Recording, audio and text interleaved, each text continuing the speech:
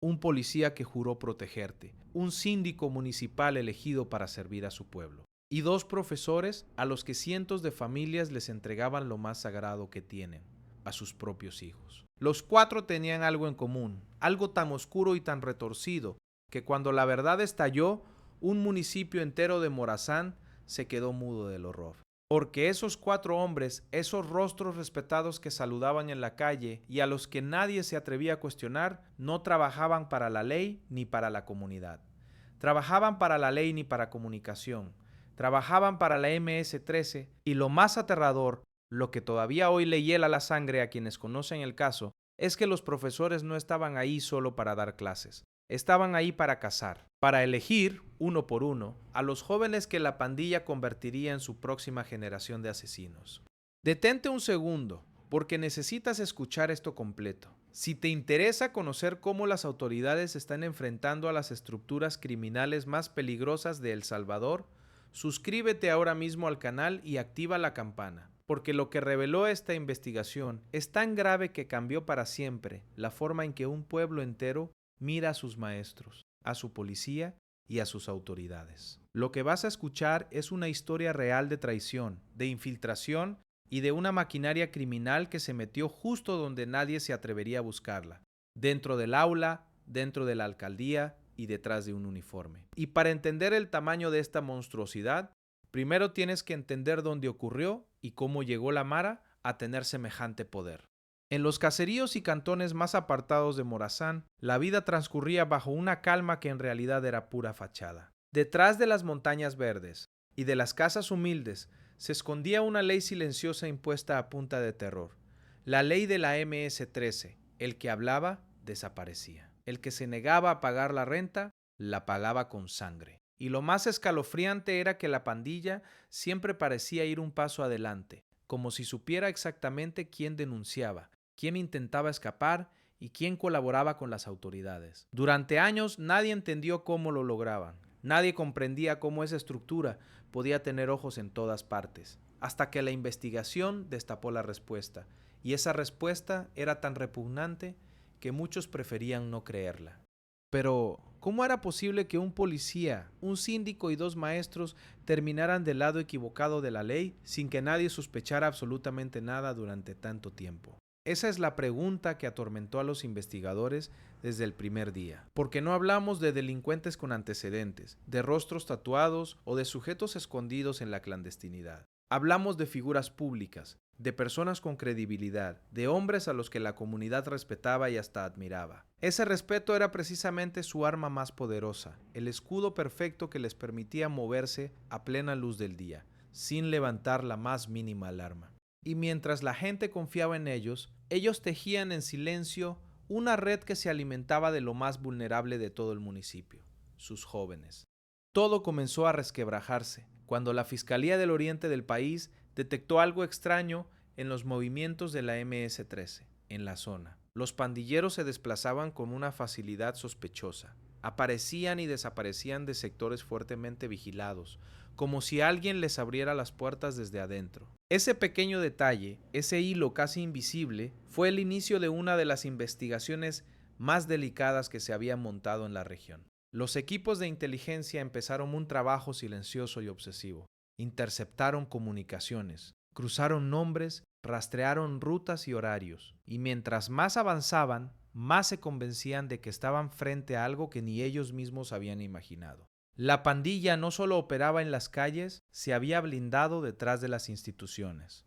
Con cada semana que pasaba, el panorama se volvía más oscuro y más grande. Los investigadores descubrieron que la estructura había logrado infiltrarse en lugares impensables, protegiéndose con figuras que jamás levantarían sospecha en un retén o en una entrevista. Ese blindaje les había dado años de impunidad. Podían moverse, golpear y desaparecer sin dejar rastro, siempre amparados por la última cosa que alguien asociaría con el crimen, la confianza de todo un pueblo. Pero ese mismo blindaje escondía una debilidad mortal, porque cuando una investigación logra identificar a la pieza correcta, toda la cadena empieza a temblar.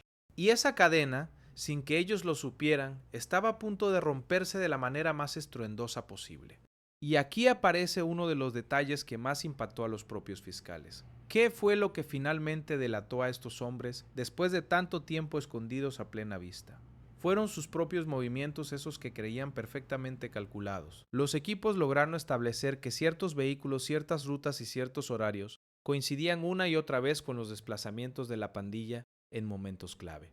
No era casualidad, era coordinación pura. Alguien estaba poniendo la logística al servicio de la Mara, y esa persona no era un don nadie.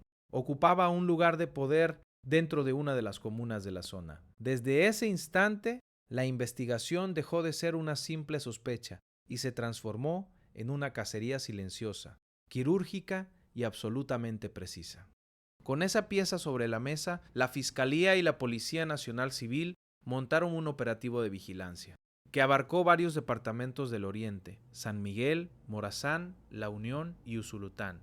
Nada podía filtrarse. Un solo error, una sola palabra en el lugar equivocado y meses enteros de trabajo se derrumbarían en segundos, dándoles a los sospechosos el tiempo suficiente para huir o destruir cada rastro de evidencia. Por eso todo se preparó con un secretismo brutal. Se armaron expedientes, se aseguraron pruebas y se coordinaron equipos que ni siquiera conocían el alcance total de lo que estaban a punto de ejecutar. Todo apuntaba hacia un mismo desenlace, y ese desenlace se acercaba minuto a minuto, imparable. Lo que hacía tan explosiva esta operación era precisamente quienes estaban en la mira. No se trataba de perseguir a un pandillero cualquiera en un callejón oscuro. Se trataba de tocar a un policía, a una autoridad municipal y a dos maestros, personas rodeadas de esa protección invisible que da el respeto de la comunidad.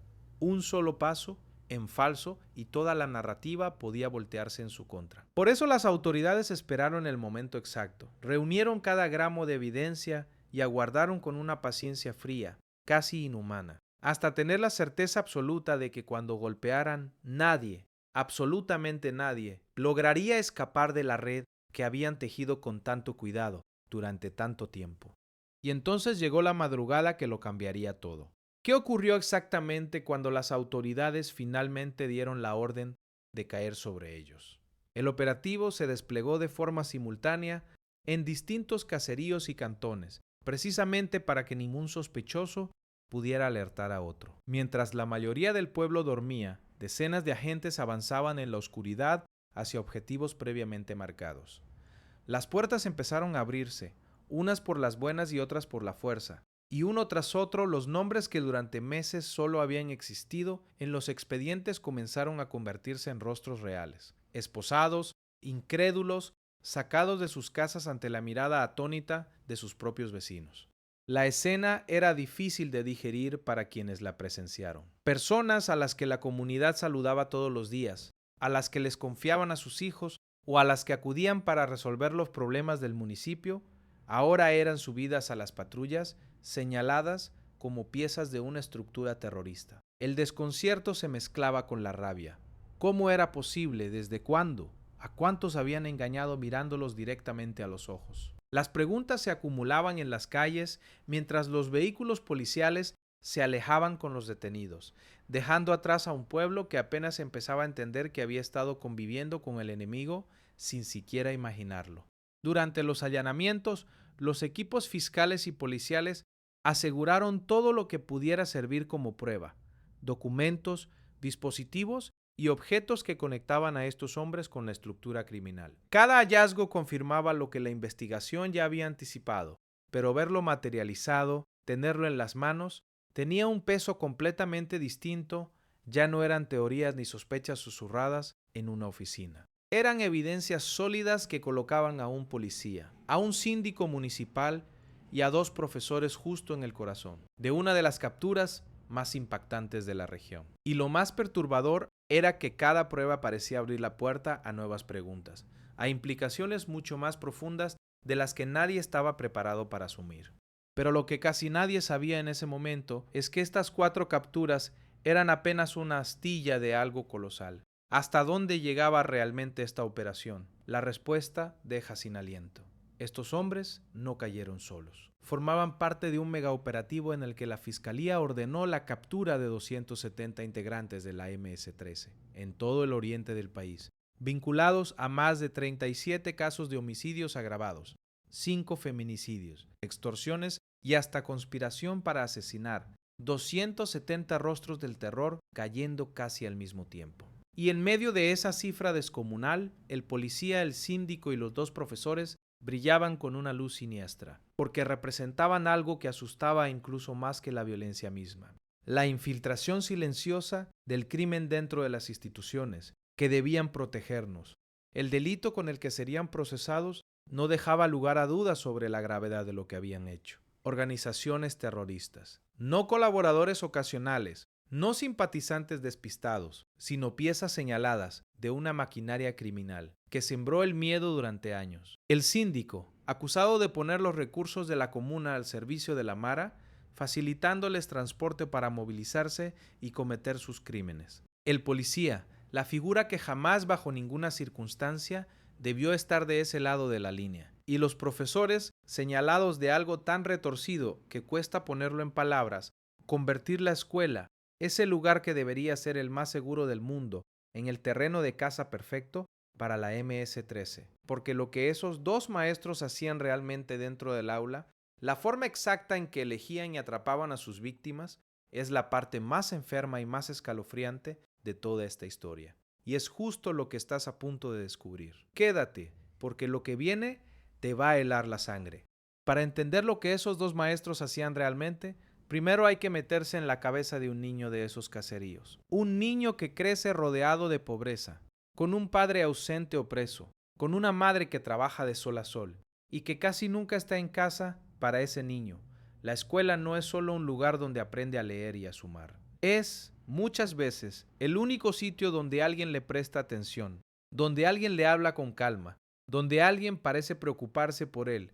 Y ahí exactamente en ese punto tan frágil y tan humano es donde la MS-13 encontró la grieta perfecta. Porque quien controla ese espacio, quien se gana esa confianza, tiene en sus manos algo mucho más poderoso que un arma. Tiene el corazón de un chico que solo busca a alguien que lo mire.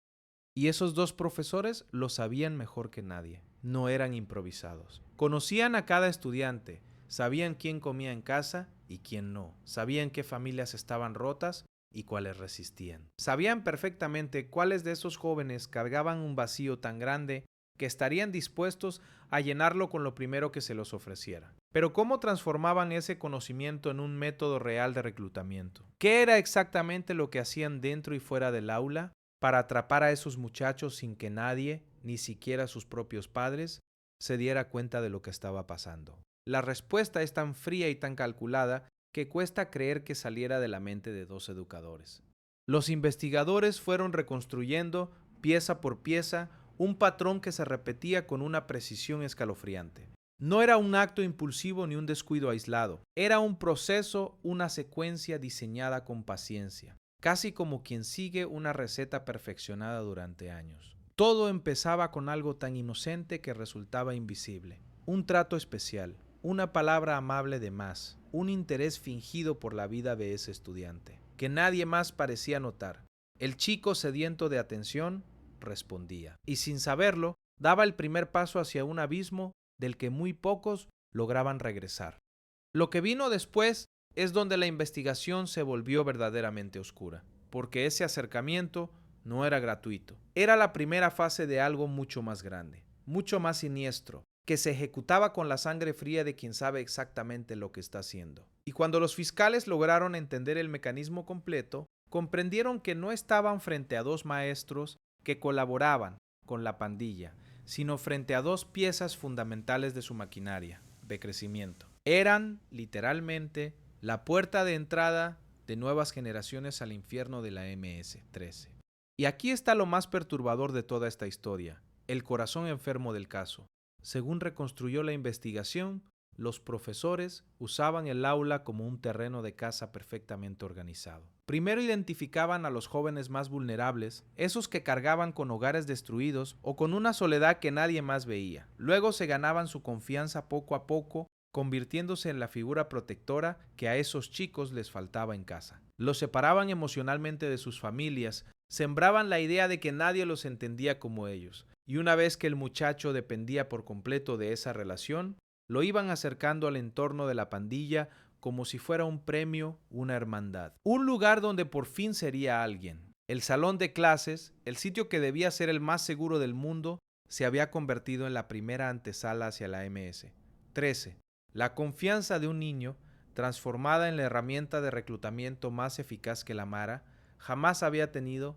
Piénsalo un momento, porque es difícil de asimilar. Mientras esos padres despedían a sus hijos cada mañana en la puerta de la escuela, convencidos de dejarlos en el lugar más seguro, en realidad los estaban entregando directamente en las manos de la estructura. La traición no ocurría en un callejón oscuro ni en una esquina peligrosa. Ocurría a plena luz del día, entre pupitres, cuadernos y pizarras, disfrazada de educación y de cariño. Y esa es quizá la parte más monstruosa, que el arma no fue la violencia, sino el afecto fingido. La MS-13 había descubierto que no necesitaba secuestrar a los jóvenes por la fuerza. Solo necesitaba a alguien en quien ellos confiaran ciegamente. Y ese alguien tenía el título de maestro.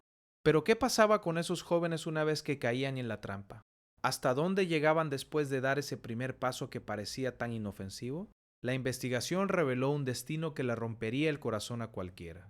Muchos de esos muchachos, que empezaban simplemente buscando aceptación, terminaban realizando tareas cada vez más peligrosas. Al principio eran encargos menores, cosas que parecían un juego: llevar un mensaje, vigilar una esquina, avisar si aparecía la policía, pequeñas pruebas de lealtad que el chico cumplía con orgullo, sin entender que cada una lo hundía un poco más. Y para cuando se daba cuenta del terreno en el que estaba parado, ya era demasiado tarde. Ya no había marcha atrás. Porque en la MS-13 no existe la puerta de salida. Una vez que un joven entra, la estructura lo absorbe por completo, lo aísla de su familia, de sus amigos, de cualquier futuro distinto al de la pandilla. Esos vigías, esos mensajeros que empezaron como niños asustados, buscando pertenecer, iban escalando dentro de la organización hasta ser utilizados para cosas que ningún padre querría siquiera imaginar. Y todo, absolutamente todo, había comenzado con la mano tendida de un maestro que en lugar de proteger, entregaba. Ese es el verdadero peso de lo que descubrieron las autoridades. No estaban desarticulando a un par de colaboradores, estaban cortando la fábrica que alimentaba de sangre nueva a la Mara. Lo que más estremeció a los investigadores fue comprobar que este método no era reciente, no hablaban de semanas ni de unos pocos meses. Los indicios apuntaban a que esta captación silenciosa llevaba operando mucho tiempo, lo suficiente como para que generaciones enteras de jóvenes de la zona hubieran pasado por ese filtro sin que nadie lo notara. Cada año escolar era una nueva cosecha de posibles reclutas. Cada nuevo grupo de estudiantes era una nueva oportunidad para la estructura. Y mientras la comunidad celebraba tener maestros tan entregados, tan cercanos a sus alumnos, en realidad estaban aplaudiendo, sin saberlo, a los mismos hombres que estaban vaciando su futuro. Y aquí surge una pregunta que persiguió a los fiscales durante toda la investigación. ¿A cuántos jóvenes alcanzaron a arrastrar realmente hacia la MS-13 antes de ser detenidos? El número exacto es algo que las autoridades siguieron reconstruyendo incluso después de las capturas, y las cifras que empezaron a manejar internamente eran sencillamente escalofriantes. Cada nombre que aparecía abría la puerta a otro y luego a otro, formando una cadena de víctimas que se extendía mucho más allá de lo que cualquiera hubiera imaginado al principio. No eran uno ni dos casos aislados. Era un patrón sistemático, sostenido en el tiempo, que había dejado una huella profunda en toda una comunidad. Y lo más doloroso es que muchos de esos jóvenes ya no podían ser rescatados. Algunos habían caído tan hondo dentro de la estructura que se habían convertido ellos mismos en piezas activas de la violencia. Otros simplemente habían desaparecido, tragados por el mundo oscuro al que fueron empujados. Detrás de cada uno de esos casos había una familia destrozada, unos padres que jamás entendieron en qué momento perdieron a su hijo, sin sospechar que el punto de quiebre había estado siempre ahí, frente a sus ojos, con nombre de profesor y cara de persona confiable. Ese fue el saldo humano de la traición. No solo vidas arruinadas, sino la certeza aterradora de que el enemigo había estado educando a sus hijos. Y mientras los profesores hacían su trabajo desde el aula, la maquinaria necesitaba a alguien más para funcionar. Alguien que le diera movilidad y músculo a la operación. Ahí entra en escena el síndico municipal, porque de nada sirve reclutar jóvenes si no puedes moverlos, si no puedes desplazar a la estructura por el territorio sin ser detectada. Y ese papel, según la investigación, lo cumplía la autoridad de la comuna, señalada de poner recursos y transporte al servicio de la MS-13 para que sus miembros se movilizaran con total libertad y cometieran sus delitos sin dejar rastro. El reclutador y el transportista, trabajando en la misma dirección, cada uno desde su propia trinchera de poder. Entonces, ¿qué encontraron exactamente las autoridades durante los allanamientos que terminó de confirmar todo este entramado? Lo que hallaron no dejó espacio para la duda. Entre documentos, dispositivos electrónicos y objetos asegurados, los equipos fiscales fueron reuniendo un rompecabezas que conectaba cada pieza con la anterior, los movimientos, los contactos, la coordinación entre quienes reclutaban y quienes transportaban. Cada evidencia incautada era un clavo más en el caso, un elemento que reforzaba la acusación y que hacía prácticamente imposible que estos hombres se escaparan de la justicia, alegando inocencia o casualidad. Con cada hallazgo, el panorama se volvía más contundente. Ya no se trataba de rumores de pasillo ni de sospechas de vecinos. Eran pruebas materiales que ubicaban a un policía, a un síndico y a 2 profesores, en el centro exacto de una estructura terrorista que operaba con roles definidos, con jerarquía y con una logística aceitada durante años. La investigación había logrado lo que parecía imposible: desnudar por completo una red que se creía intocable, arrancarle la máscara de respetabilidad y mostrar con evidencia en mano la cara real de quienes se escondían detrás de un uniforme, de un cargo público y de una pizarra. Y por eso el delito que recayó sobre ellos fue el más pesado que se le puede imputar a alguien vinculado a estas estructuras: organizaciones terroristas. Un cargo que en El Salvador no se toma a la ligera, que arrastra consecuencias durísimas y que dejaba a estos hombres frente a un futuro completamente distinto al que habían construido de fachada. El respeto de la comunidad, el cargo, el uniforme, el título de maestro, todo se derrumbó en cuestión de horas, reemplazado por unas esposas y por el peso de la ley, cayendo sobre ellos con toda su fuerza. La máscara había caído, y detrás no quedaba más que la verdad. Pero por muy contundente que parezca todo lo que has escuchado hasta aquí, el caso todavía guardaba giros que nadie vio venir, porque una cosa es capturar a los responsables y otra muy distinta es lo que ocurre después. Las condenas que enfrentan, las reacciones que estalló el caso en toda la comunidad y los detalles que salieron a la luz una vez que el operativo terminó y el pueblo comenzó a atar cabos. Y hay un dato sobre lo que pasó tras las capturas y sobre lo que estos hombres podrían enfrentar ahora que le pone la piel de gallina a cualquiera que lo escucha. Y es exactamente lo que estás a punto de descubrir. Quédate, porque el desenlace de esta historia es tan impactante como todo lo que ya te he contado.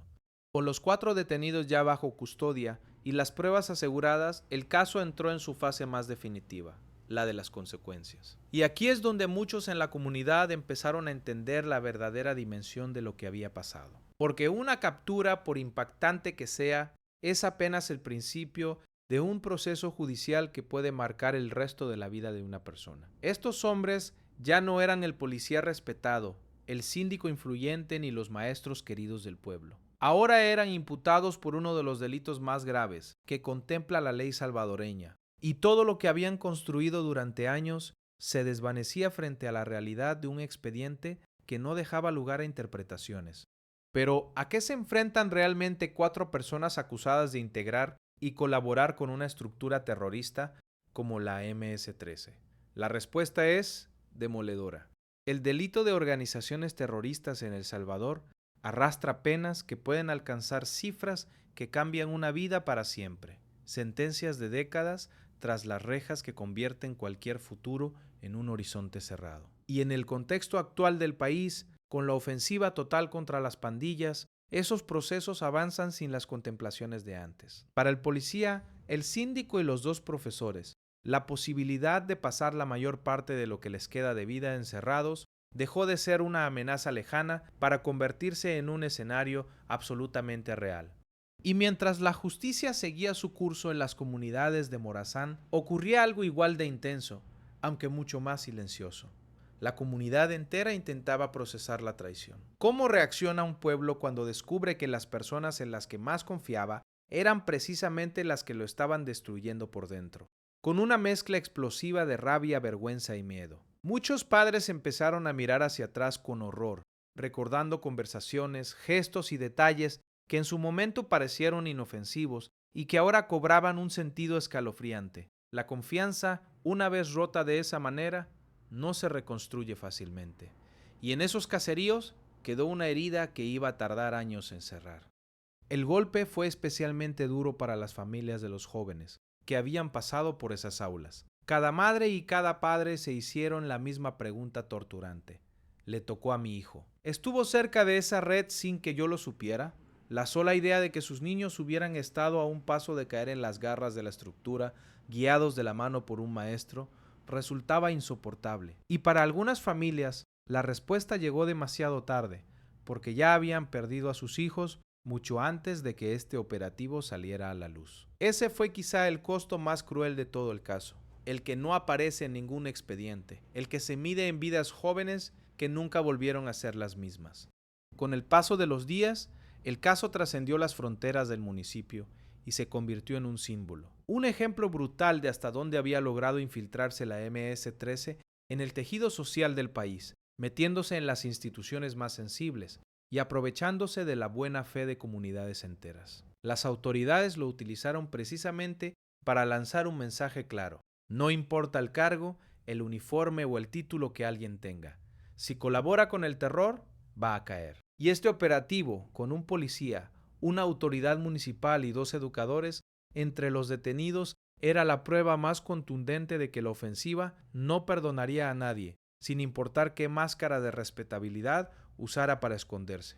Y aquí aparece un detalle que muchos pasaron por alto, pero que le da un peso enorme a toda la historia. ¿Qué significó realmente esta captura dentro del panorama completo de la lucha contra la MS-13 en el oriente del país? Significó que estos 4 nombres eran apenas una fracción de un operativo colosal en el que la Fiscalía ordenó la captura de 270 integrantes de la pandilla, vinculados a más de 37 homicidios agravados, 5 feminicidios y una larga lista de extorsiones y conspiraciones para matar, 270 piezas del terror cayendo dentro de una misma ofensiva. Y el hecho de que entre todas ellas figuraran figuras institucionales demostraba algo aterrador.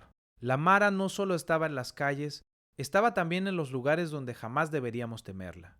Para las autoridades, desmantelar esta célula representó mucho más que sumar 4 capturas a una estadística. Representó cortar de raíz un mecanismo de reclutamiento que llevaba años alimentando a la estructura con jóvenes nuevos, y golpear una logística que le permitía a la pandilla moverse por el territorio con una libertad escalofriante. Cada pieza que caía debilitaba al conjunto, y esta en particular, por su naturaleza institucional, enviaba ondas de choque mucho más allá de Morazán. Era la demostración de que ninguna infiltración, por más profunda o por más protegida que estuviera, era completamente indetectable ni completamente segura. Hoy, esos caseríos y cantones intentan recuperar algo de la normalidad que les fue arrebatada durante tanto tiempo. Los niños vuelven a la escuela, las familias intentan reconstruir la confianza y las autoridades mantienen la vigilancia para evitar que una estructura similar vuelva a echar raíces. Pero la lección quedó grabada a fuego en la memoria colectiva. El peligro no siempre llega con tatuajes y armas a la vista. A veces llega con un saludo amable, con un cargo público o con la voz tranquila de quien se supone que debe enseñar. Y esa, precisamente, es la forma más difícil de detectar y la más devastadora de todas. El caso del policía, el síndico y los 2 maestros de Morazán quedará como uno de esos recordatorios incómodos de que la línea entre quien protege y quien traiciona puede ser mucho más delgada de lo que quisiéramos creer. 4 hombres que lo tenían todo para ser pilares de su comunidad y que eligieron convertirse en engranajes del terror. 4 máscaras que la investigación logró arrancar, dejando al descubierto una verdad que nadie quería ver. Y aunque la justicia siga su curso y las condenas terminen de definirse, el daño que dejaron en toda una generación de jóvenes es una cicatriz que este municipio va a cargar durante mucho, mucho tiempo. Y si esta historia te dejó sin aliento, tienes que saber que no es la única. En El Salvador, casos igual de escalofriantes salen a la luz constantemente, con giros todavía más impactantes, con infiltraciones aún más profundas y con operativos que parecen sacados de una película. En el próximo video te voy a contar otro caso que te va a dejar exactamente con la misma sensación en el pecho.